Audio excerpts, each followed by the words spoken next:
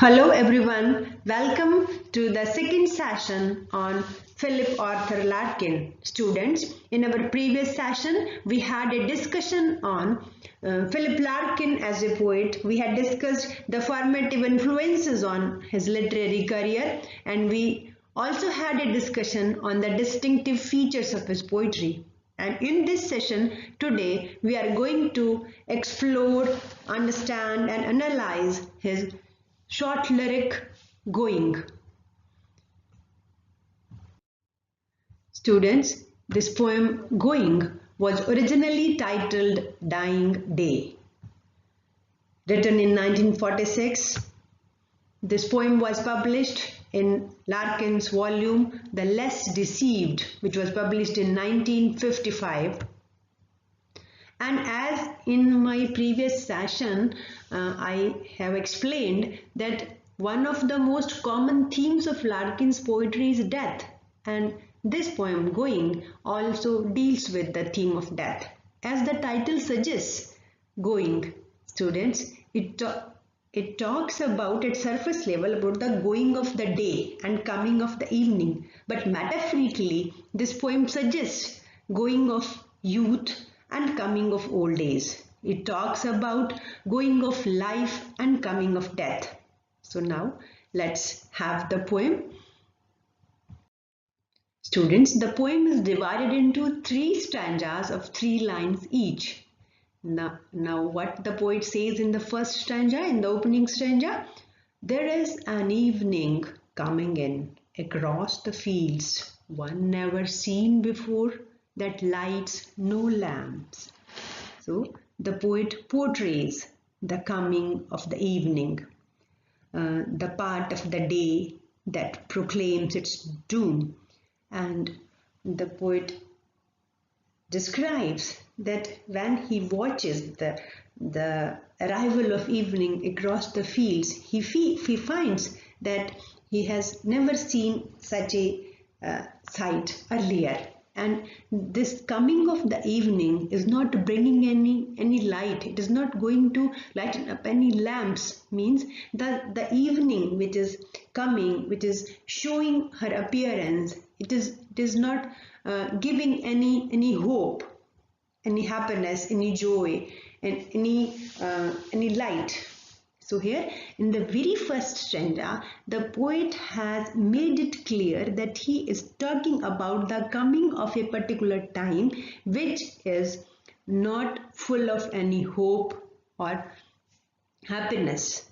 He is just trying to show that he is going to talk about a time of despair and disappointment, because this time is not going to light any lamp. So what he let's see what he says further. Silken it seems at a distance, yet when it is drawn up over the knees and breast, it brings no comfort.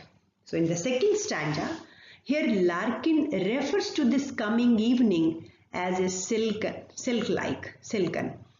and at a distance. And in other words, we can say that when we are young, and the prospect of death and extinction or going away is a long way off, and we don't mind thinking about death, and it holds few terrors. So but once we begin to feel death upon us like a sort of sheet, or do it later in life, that thought brings no comfort.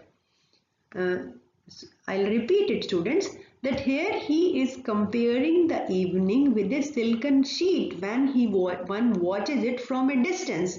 And now as evening is used here as a metaphor of the coming of age.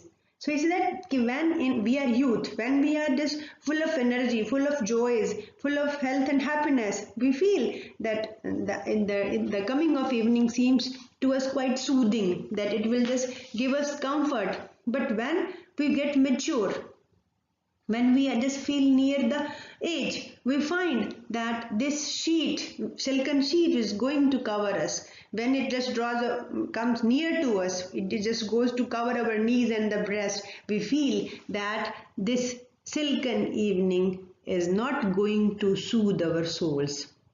And this is the thought that or one of the most baffling moments in this poem. We can say that the poet questions that why would the prospect of death be expected to bring any comfort. Well, death is also a release, an escape from the hardships of life. So Larkin is possibly suggesting here that the older one gets, the less convinced one becomes by this argument that death is blessed. That is a blessed release, like the idea of simply climbing into bed for a long peaceful sleep. So here the poet is just pointing out that the evening which seems silken, the coming of youth or the coming of death which seems silken from a distance when someone is in distress, but when it arrives near, it brings no comfort. So growing age is the evening time which makes even the young, energetic, dynamic human beings fade away. The poet perceives that the old days as evening which causes the lamps to burn, no lamps to burn, and the old days however doesn't lead towards any enlightenment.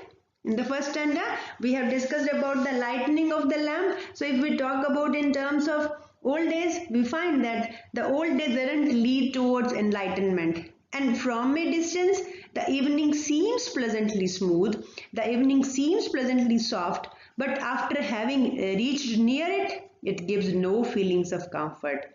Why? Because after the evening, the night descends, and the night is a symbol of darkness. Now in the third stanza, the poet says, where has the tree gone that logged earth to sky? What is under my hands that I cannot feel? Now here, in the third stanza, Larkin's mood switches to interrogative, and a series of questions brings in.